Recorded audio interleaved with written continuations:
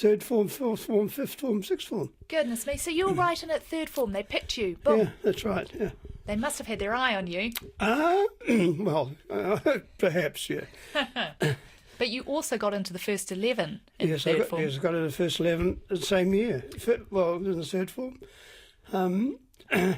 Trevor Meal, who's an old mate of mine at school, he was the captain, and I was the captain when afterwards. But we had a good rugby team and a good cricket team. Did you have any time for schoolwork? What's that? You would have been taking your rugby gear off and putting your whites on, and Yeah, something like that. Yeah. Did your parents come and watch you play? Oh yes. I had mum and dad were around all the time. Really, Dad was a rugby league player. For goodness me. Goodness me. Fullback. So another code calling. That's right. Yeah.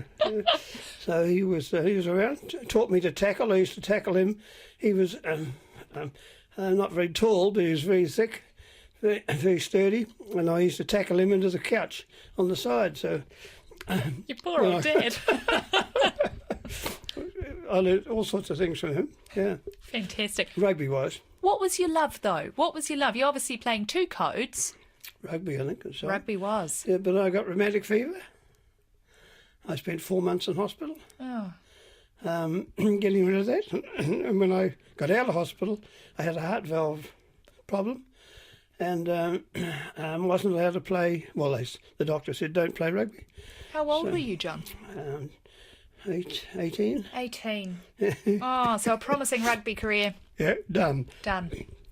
Yeah, but then I took up cricket and rugby. The last couple of matches, I dislocated a shoulder. So that's not very good for cricket, because I was a bowler as well, you see. But I was a wicketkeeper, so I took up wicket-keeping. And I got a Braben Shield selection as a wicket-keeper batsman. So you have been described, and I have read many comments that have described you as a great all-round cricketer. I think that's the all-round cricketer's all right. Yeah, we'll go along with that. So could you make up in your mind what you really wanted to be? Did you want to be a batsman or a bowler or both or a wicket-keeper? Well, I didn't want to be a wicket-keeper. I'd given that up. Although I kept on tours, I kept a couple of times as a part-timer. But no, I wanted to be a batsman who could bowl, which is what I ended up doing. Right. So I had 450 wickets at 42 or something, and 16,000 runs. So which is which? Congratulations. Well, tell me about your performances then, from the age of leaving school up to being picked in 1949. 49. What performances led to that, your selection then? I think we played a few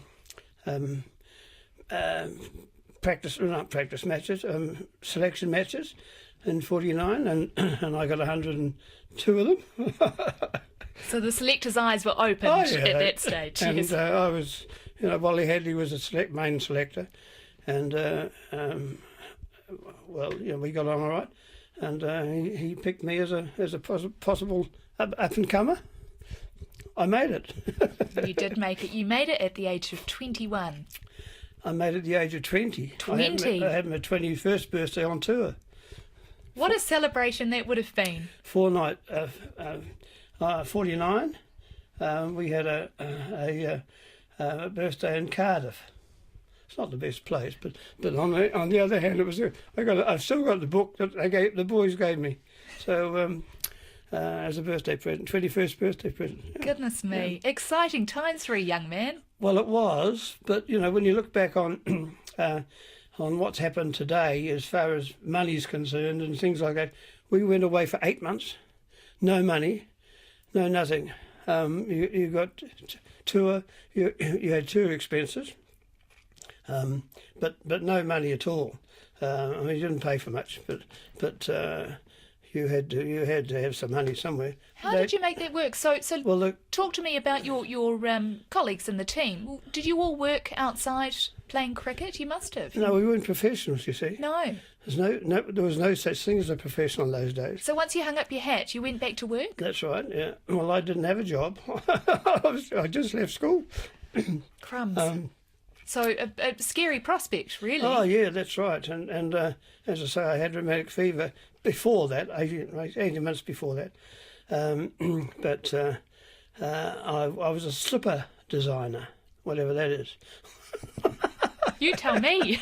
What is a slipper designer? Well, I don't know. I had to learn as I went. I worked in a slipper factory for a year with a cricket. The boss was a cricket fan, and I think that's why I got selected.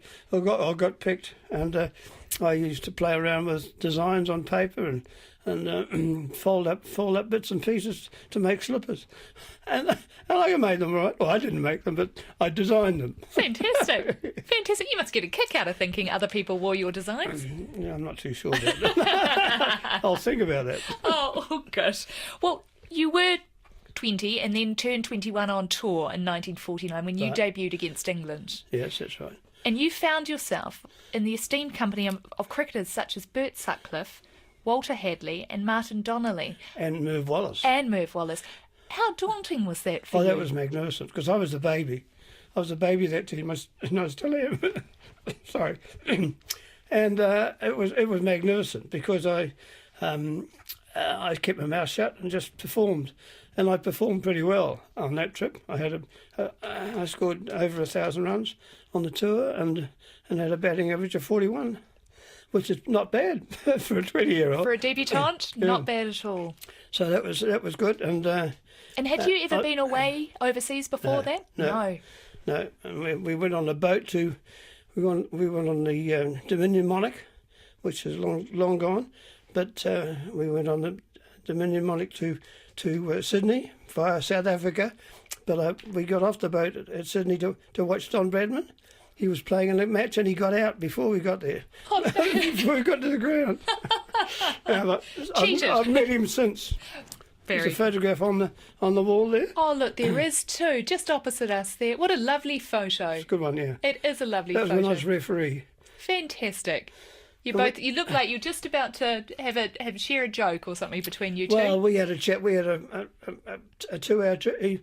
It was at Adelaide, and I was going to have lunch with him. I was invited to have lunch with him, and I had to talk to Shane Warne about something or other, and that upset. I got the captain out of the dressing room, and Shane Warne, I gave him a earful, and so I missed lunch. So I went up and said, "Sorry, I missed lunch, sir." He said, "Well, give me half an hour and come to the come to the lounge." So I did that. There was a TV in the lounge, so I could watch. I could still do my job as a referee, but he'd cleared everybody out, and he and I were sitting there by ourselves. So you had an audience. You had an audience for Don Bradman. Oh, yeah, that's not bad. Not bad at all. Not bad. Was he one of your heroes? Got on very well. Oh yeah, very much so. We got on very well indeed. Fantastic. So you missed him playing, but you met him later. But then you obviously continued on. Sailed over to England. Yes. 8 months is a long time to be away. Oh, it is. Yeah. Well, that wasn't. That was the. Okay. That we played 6 months in England. Yes. And we went over to Germany. Went to Berlin in '49. The bombing debris was still there. Good grief. And it hadn't been cleaned up at all. No. And we ran around the Olympic Stadium in Berlin. Well, I walked around it, but the idea was to run around it. And we played a game of cricket against the British Army, the Rhine. So all that sort of stuff, and that was made at 9 months. we came back via Panama. Wow. So it was a month after that. So, hot and sticky. Yeah, very much so, yeah. Goodness me. So obviously you'd done very well on that tour and you'd cemented your place in the test side. Yep, I made after it. that. You made it. Well, I had a bit of a rough run after that, but I was still bowling, you see, so I opened the bowling for New Zealand and batted number 8. Oh, okay. That's right, I had a few outs But then I found some runs later on. Found some form Yeah, again. found some form again. And I was still a batsman first and a bowler second. And how much cricket, being a non-professional side, how much cricket did you actually really play? Not much, because I had my own business then. I had John Reid Squash Centre in Wellington. That was for 14 years. I had 14 years, and you had 8 courts, 5 courts for starting there, another 3, because it was very popular. And squash is great. And it was right in the middle of town. It was on the Kelvin Park, Yes. just below the university. I know. And quite a few of the students used to come down. We gave them a discount, of course. Otherwise, they'd go buy their own, build their own. Sorry. Anyhow, that worked pretty well for a long time. Fantastic. That was. So not much room for cricket. I still played cricket, obviously, but you've got to fit it in, bits and pieces, yeah. Yes. But you didn't play. You practiced 3 times a week, I suppose, and in the summertime, and that's about it. Yeah. Goodness me. Looking back now, is it frustrating not to get more cricket time? Oh, well, it wasn't available, you see. We used to play against Australia. They came over, a B side came over. They wouldn't put their logo on their blazer. Oh. And it was ABC side.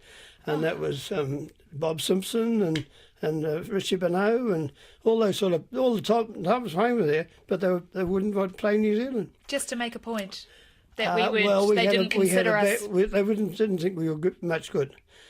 Because the team in 1946, which I watched from school, went into, and we were bowled out for 52 or something, whatever it was, very bad decision, very bad performance, and so they decided we wouldn't play New Zealand anymore. I never played a game against a full Australian side in my whole career. Good grief. And I toured Australia quite a few times, but on back from tours. Yes. In so South they Africa. put it cobbled together. That's right, yeah. They put a few. I've batted at Sydney, Sydney Cricket Ground, and Adelaide, and hit a few sixes at Adelaide, and Melbourne, all those sort of places, but never against a top. Top players were there, but they wouldn't put their name on their pocket. Oh, how frustrating! How frustrating! Well. Because you'd obviously be wanting to improve, wanting to get better.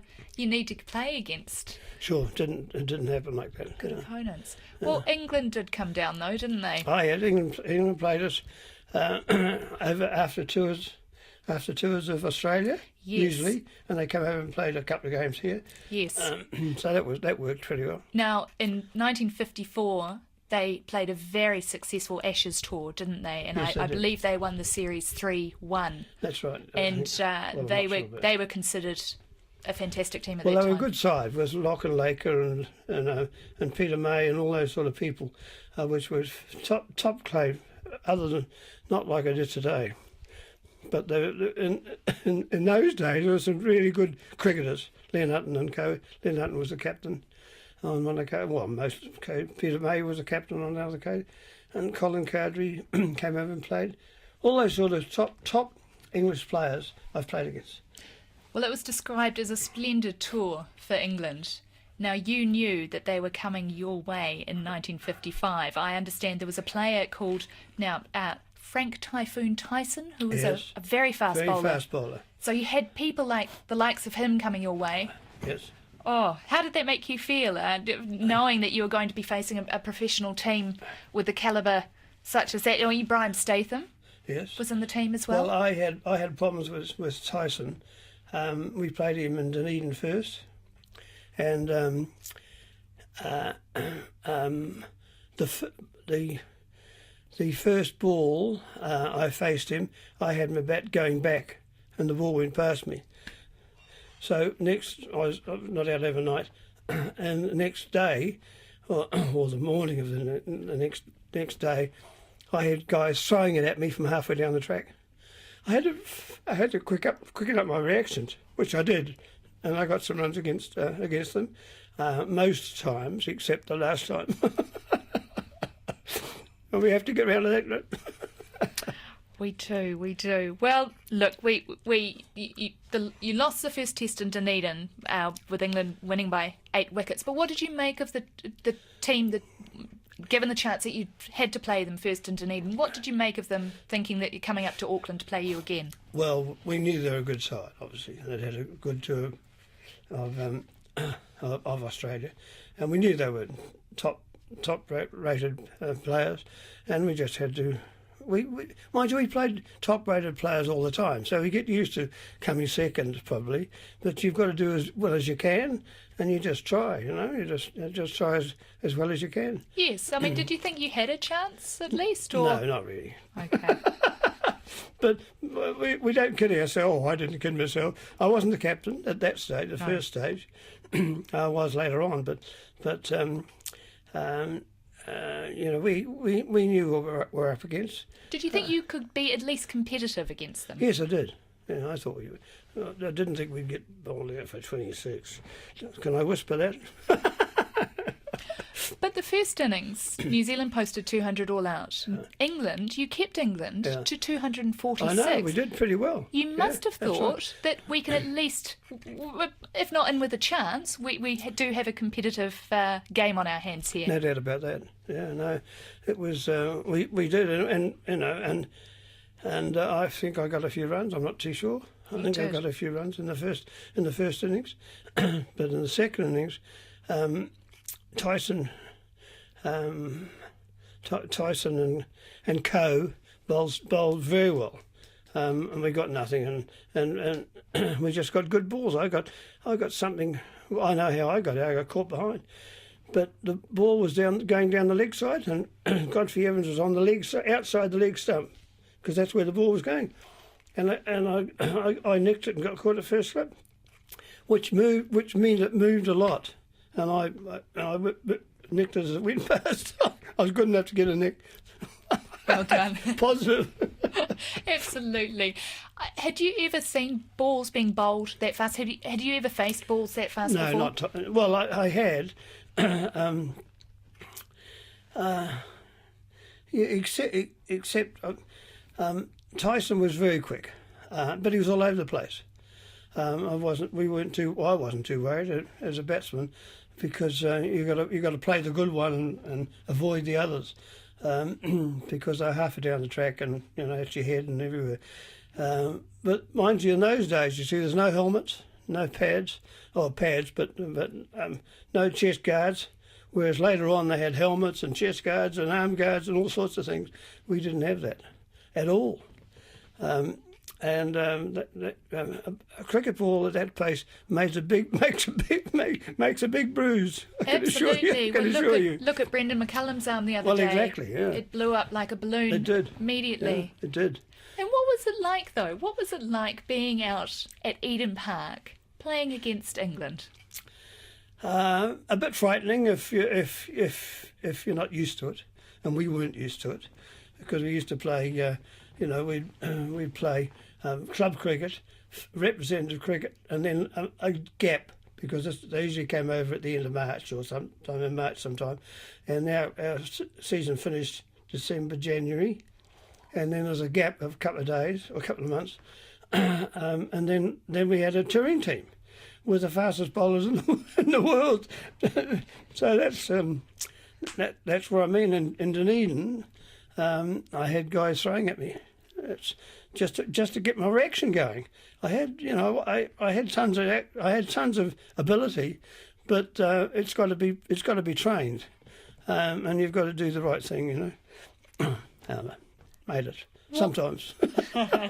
What was the reaction after? Well, on the day, what was the reaction of the team coming off the pitch? Oh, depressed, like you wouldn't believe, because we were better. We knew we were better than that. Bert Zucker was the only one that got any runs. He got 14, I think, and I got 2. I sort of remember that, but I don't remember much else, and I don't want to remember much else either. It all went by in a bit of a blur. It did, yeah, it did. Well, I understand there was a gentleman off the back of the first innings, thought, oh, this is game on, bought a ticket, was going to get himself to Auckland, and he arrived to find it was game over. Yeah. I'm sorry for that, Mr. whatever his name is. I beg your pardon. What was the reaction wider? What was the reaction amongst the New Zealand cricketing fraternity, and also amongst the public? Really, we weren't. It was a little bit to be expected, because we weren't world beaters or anything like that, and the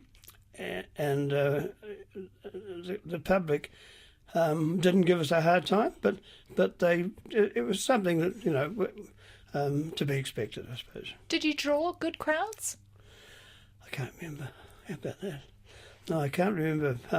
But I think a test match in New Zealand, in Auckland, at that particular stage was you'd be a full house all the time. Yeah. How did you then turn around and pick yourselves up? How did you go about picking yourselves up as a team? Well, the captain, we went to, where did we go? That's 56, 50? 55. 55. Yes. Yeah, we'd been to England before that. We'd been to South Africa in 53. And we didn't do very well there either. I did all right, I think. But Jeff Rayburn was the captain, and he broke his arm. And Bert Sutcliffe captained the side for the half the tour. But we didn't perform very well. We didn't have a very good side, and they had the wrong attitude quite often. What do you mean by that? I knew you'd ask that. Well, they used to drink a lot. I didn't drink at all at that stage. Used to drink a lot, and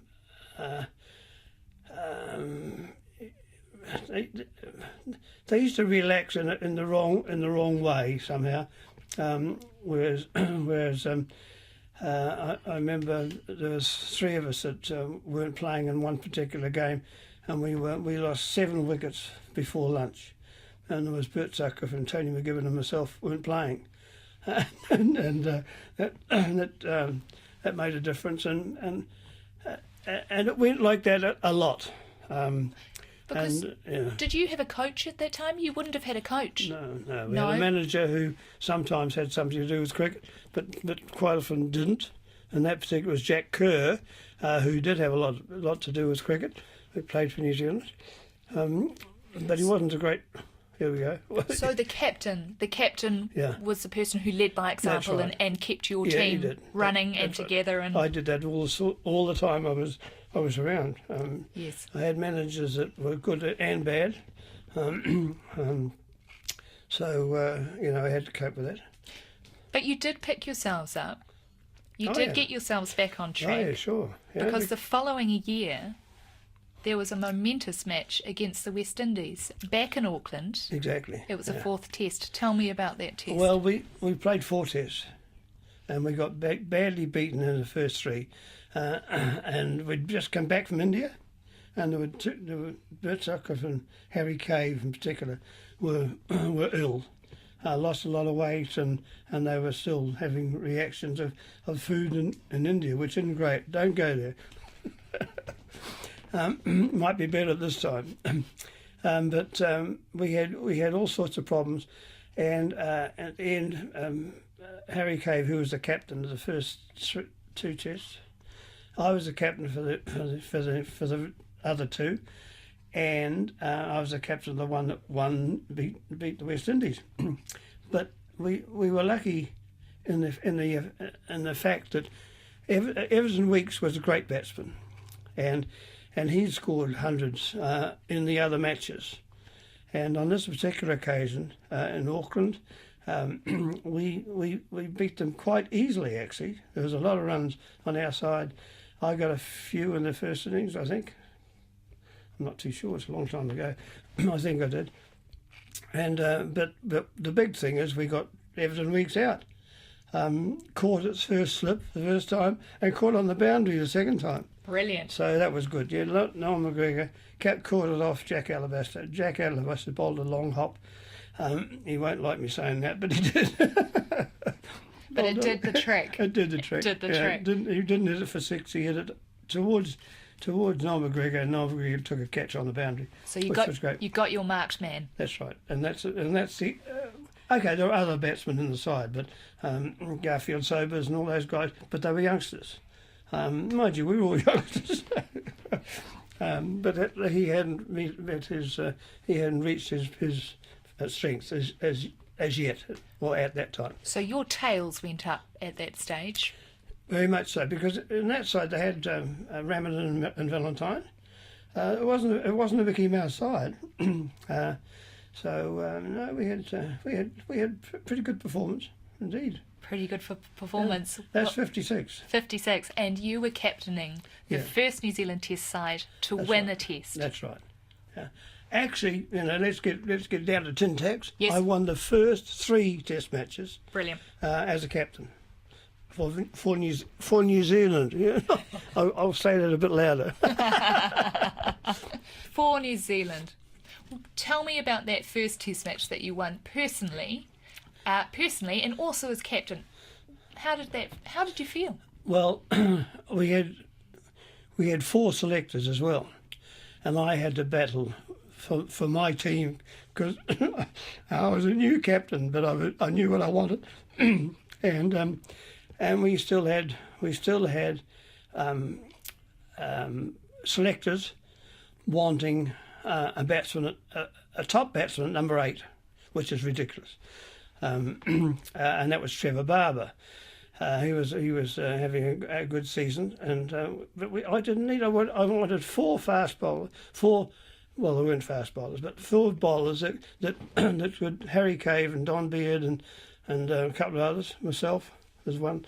We wanted 4 bowlers who could bowl lengths, and Jack Alabaster as the one spinner. Yes, that's it. That's my team. But the selectors didn't like that, so they dropped someone and put Trevor Barber in batting number 8. They've got to get their heads read. Anyhow, we won anyhow, very very well.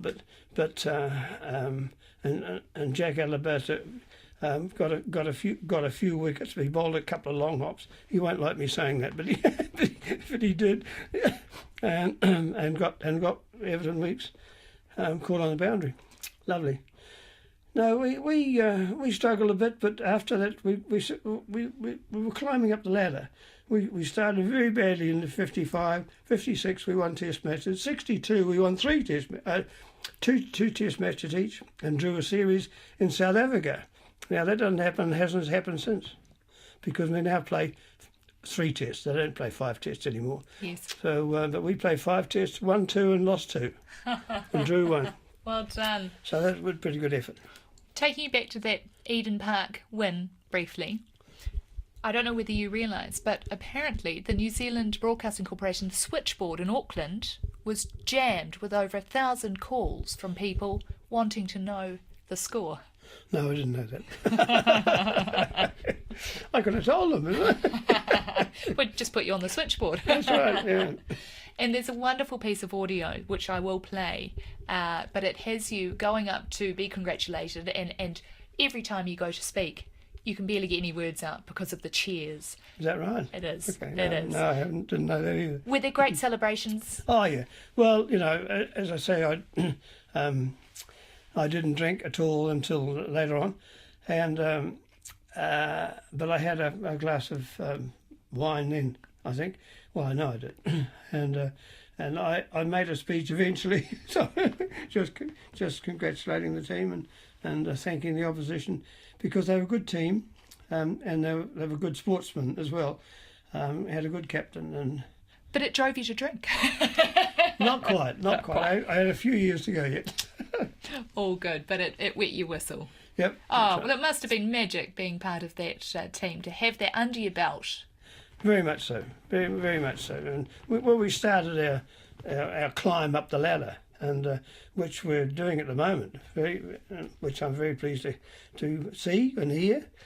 the guys are going well. Because I've got here, you captained the Test and you did lead by example because you scored in the first innings 84 runs.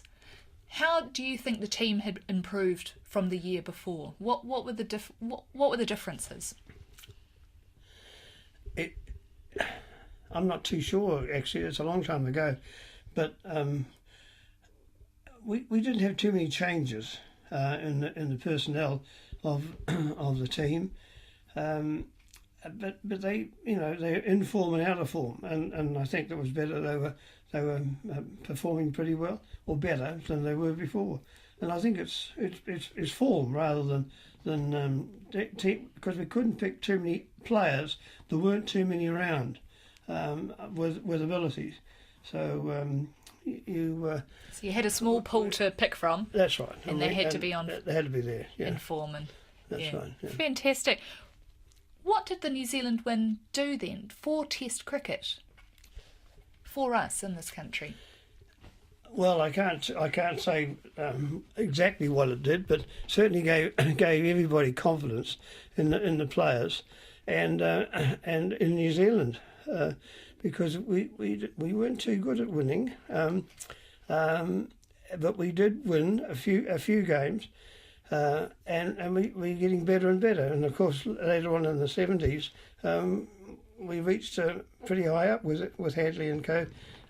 Martin Crowe coming to the fore, not 70s, in the 80s. In the 80s. But Martin Crowe and Richard Hadley and Co. All the guys had seven players, I think, that have played overseas at that stage, professionals. They managed to get some money, which helped. Which helped a bit. Would have helped me at some stage. You did it without it. Yes, and then you went on and you had a very successful tour, as you alluded to before, of South Africa. Very much and so. That really cemented this Test side, didn't it? Very much so. Yeah, because we. I've got in this room up there, there's a scoreboard. Which I'll show you later on, but it shows that New Zealand haven't been beaten in 5 Test matches in South Africa since that game. Congratulations! I got to remind everybody about that because they don't know that. They don't play 5 Tests anymore. Very proud. Very much so. Very much so. Rightly so. Rightly so. You retired in 1964, I understand, holding New Zealand records for most runs, most wickets, most catches, a true all-rounder, as when we started off this conversation. Did you feel, coming to the end of your career, you had been a true all-rounder, or did you feel that you'd really come along as a batsman bowler as you'd wanted to? No, I felt I'd done a bit both ways. I changed from being a fast bowler, or being a fast medium bowler, opening bowler. I changed this off cutters and bowled those pretty well. And in the win we had in South Africa in '61, I was bowling off cutters, and I bowled sort of 45 overs, 4 for 44. Ooh. I remember the figures like you wouldn't believe. Imprinted on your brain. Exactly. So wonderful figures. More well, as many runs as runs off the over. So that was pretty good, really, from our point of view. Yeah. You have described, now you captained for quite a while the New Zealand Test sides. 9 years. 9 years. I did read a quote where you said, a captain is a very lonely fella sometimes. Oh, very much so, because you've got to make decisions, and they're not always the popular decision. But you've got. I had a good team, and they just went along with what I said or what I did. I used to call it my 1,000 words, which I get chucked back at me every so often around here. But I used to give them 1,000 words every so often, and I didn't have any problems. No, I didn't have any problems. We had good tours most of the time, and most players performed as they were supposed to perform. eventually, one way or the other, or not consistently perhaps, but they went well. Yeah. Or you're out. Well, yeah, that's right. Yeah. Or you're out. Were you sad not to play any one-day internationals? No, not at all. Not at all. I would have been suited very well for that, because I'm a hitter of the ball. Yes. And an attacking batsman, and one-day cricket would have suited me. I'm afraid it would have.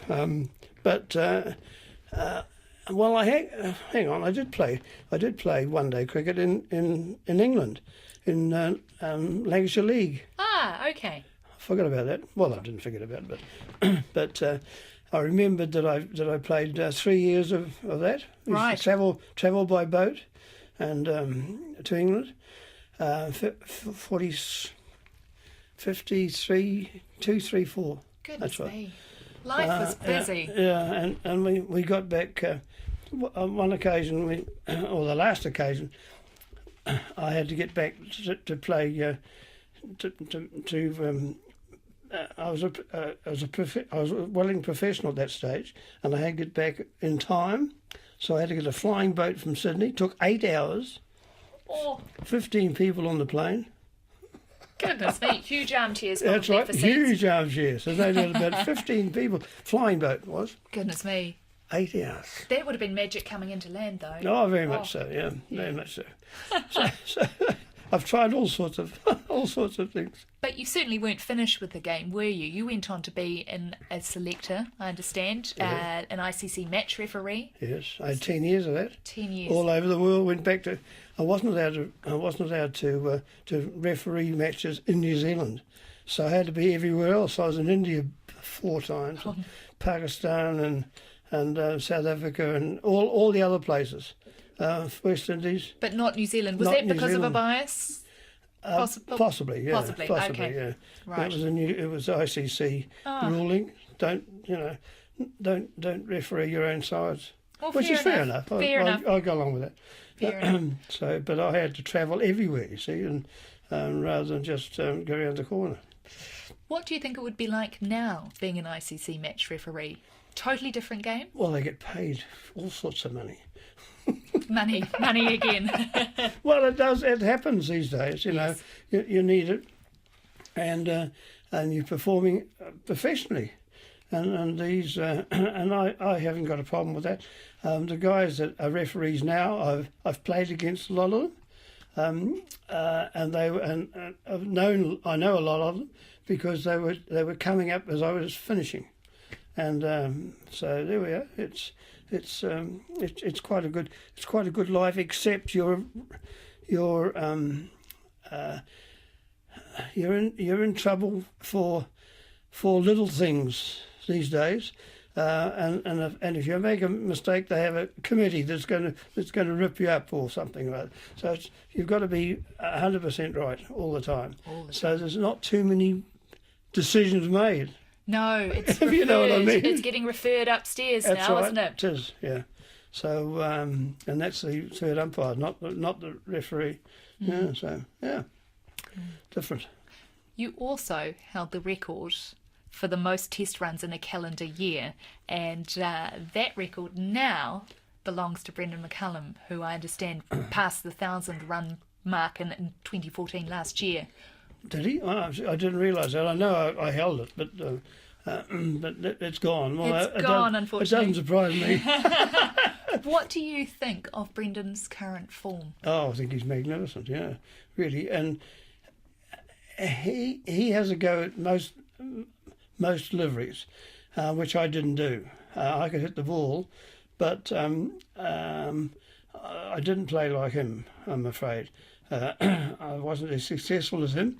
He's having a very good run, and may it long continue. I must admit. And he puts the team in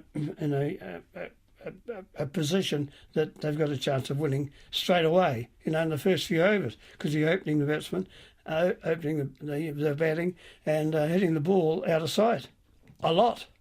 And I was quite interesting watching play England when Broad bowled 1 over for 14 runs and never bowled again. I love that. Mr. Broad, best luck. so. I'm going to ask the one dreaded question. Do you think this current New Zealand cricket team, has what it takes to be in that final? I won't say win, but be in the final at least. I hope so. They're playing well enough to be there, but I don't make predictions either. But I hope they do. They're playing well enough to get there. Hope you're watching it. You were at the Yes, New Zealand-Australia match. I was there, yes. Nearly had a fit. Well, I didn't. Around them, I've been in that sort of not that situation, but situations like that before. So I wasn't having a heart attack, but one or two of the people around me were. So you know how to keep calm under pressure. I'm afraid I do, yeah. Lovely. Thank you so much. I'm going to ask you if there's any sort of memories that really stick out for you about your cricketing career that really sort of you come back to from time to time. Yes, I've got photographs on the wall here, which remind me of times that I've had have made my own, which I remember. And there's only a few photographs up there because there's not room. They're all in the cupboard. But the 2 honours I've got from the Queen, which is a great thrill. 50 years between the two, OBE in 1949. When was it? Can't remember. What have we got? We've got one on 1962. 1962, and then, as you say, 1962, that's right. And a companion honour in 2014. So that's a long time between those situations, yeah. But it's testament, though, to your great cricketing career. Still around. What was it like sitting in the changing room and putting your pads on and putting your whites on and knowing you're going out to face a great team, whoever it may be? Well, funnily enough, I didn't worry. I didn't worry too much. I wasn't a nervous incoming batsman. I was there, and if I was there, if I got in, I got in. I had a bit of nerve problem facing the first ball because either it's a good one or it's a bad one, and quite often. The bowler, if he's any good, makes you play it. Otherwise, it goes down the offside or somewhere, and that's a big help to a batsman. And you can pick the good ones from the bad ones because they know where to bowl, and you've got to know where to play, which is good. So yes. I haven't got a problem with that. And as a bowler, what was it like for you? Well, exactly. I used to. I knew what was acceptable and what I had to do to a new batsman. So you've got to play this one. You've got to play this one because if you don't, down goes the castle. So you just realise that there's no point in trying to do something that's going to get a ball going in another direction. They've got to play it, ball after ball. New batsman, certainly. Yeah. Right, so that was your aim, to get them to play shot after shot to try and hit the ball that you're bowling. Yes, that's right. Yeah. Very good. Well, you were obviously very successful at it. I got a few wickets. You did indeed.